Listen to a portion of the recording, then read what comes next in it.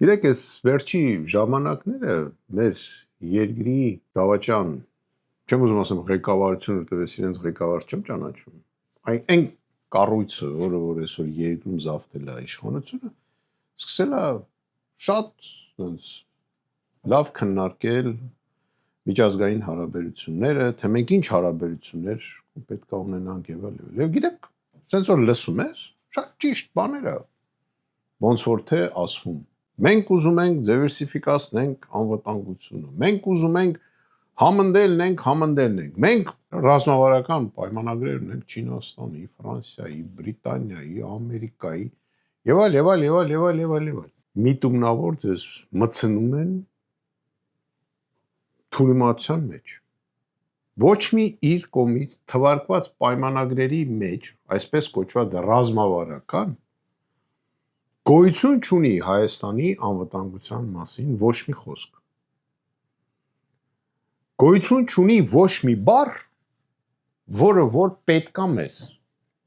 Ընդամենը գրած է, որ մենք պետք է ռազմավարական այսպես,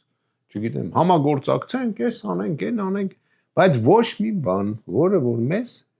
հետաքրքիր է, մեր անվտանգությանը, մեր էկոնոմիկային եւ այլ, ոչ մի նախադասություն չկա։ Մենք ունենք մեկ պայմանագիր, դա Ռուսաստանի Դաշնության հետ է, որտեղ հստակ գրված է ռուսական կողմի պարտավորությունները եւ հայկական կողմի պարտավորությունները։ Եվ հիմա նստել հեքիաթ պատմել, ես զարմանում եմ։ Բացի դրանից, ասում եմ մենք չպետք է կողմնորոշվենք ինչ որ, ասենք, արևմուտքի կամ արևելքի վրա։ Մենք պետք է լինենք անկախ։ Շատ լավ, շատ ճիշտ բառեր է։ Բայց կներեք, այսօր, երբ որ արևմուտքն ու արևելքը գտնվում են փաստացի պատերազմական հարաբերությունների մեջ, մենք չենք կարող համ նրանց հետ լավ լինենք, համ սրանց հետ լավ լինենք։ Էդ էլ է խաբեբայություն ու լավ հասկացվում է դա, որտեվ ասում դե մենք փոքր պետություն ենք, մենք չենք կարող ասենք միջնորդ լինենք Ամերիկայի Միացյալ Նահանգների հետ եւ Իրանի։ Այս հասկացվում է դա։ Այս միտումնավոր սուտ է։ Բացի դրանից, մենք շանս չունենք գնանք դառնանք եվրոպական երկիր։ Մոտակա 50 տարում։ Չգիտեմ հետո ոնց կլինի, բայց ես կարծում եմ вообще շանս չունենք։ Ուղղակի չունենք։ Գիտեք, հելնել ասել մենք գնում ենք Եվրոպա, ու բոլորս դրան սկսեցինք միավորվել այդ լոզունգի շուրջ ու գնալ դեպի մեր բանով վիրտուալ ձևով դեպի Եվրոպա։ Իրական ոչ մի բան չկա։ Ռուսական կողմը ասում է պայման է դնում, ասում է կամ իմ հետ պետք է լինես, մյուսների հետ չպետք է լինես։ Երկու օր առաջ մի բանը հայտարարեց Բրյուսելը, ասեց կամ պետք է վիզա մտցնես ռուսների հետ, այս կամ դի ռուսների հետ լինես, կամ իմ հետ։ Ես նորից եմ բոլորիդ ուզում բացատրեմ։ Ցավոք սրտի, մենք չենք ընտրողը։ Ես էլ եմ կողմնակից, գիտեք, սենց մի հատ երգիր լինենք,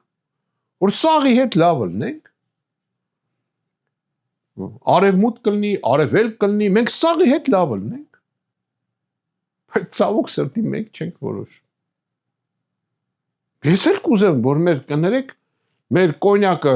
վաճառվի եւ Ռուսաստանում, եւ Ֆրանսիայում, եւ Լոնդոնում,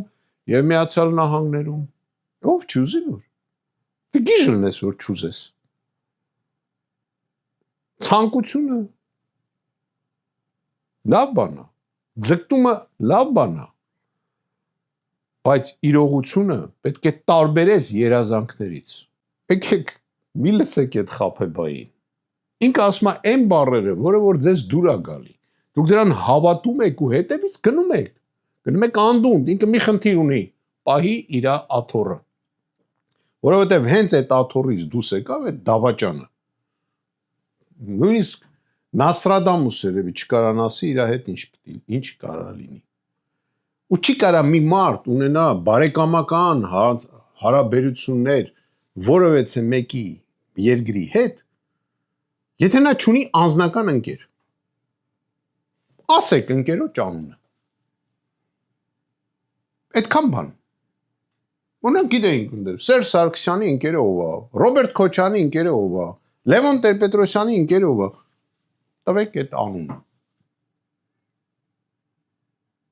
Նոր կհասկանանք, որ մենք չենք կարող ունենանք նորմալ հարաբերություններ ոչ մի երկրի հետ։ Նման ղեկավարության դեպքում։ Մեր այդտեղ եք, մենք ինչ ասեմ, քանի իր հետ եք, սպասեք։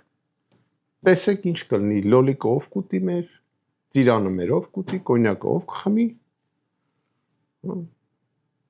գազի գինն էլ ինչ կլինի։ Զարմանում եմ ձեր բոլորի վրա, ոնց եք հավատում այդ հեքիաթներին, նորից եմ ասում, հեքիաթը ինչով է լավ, որ մարդ հավատում է, հեքիաթն ինչով է լավ,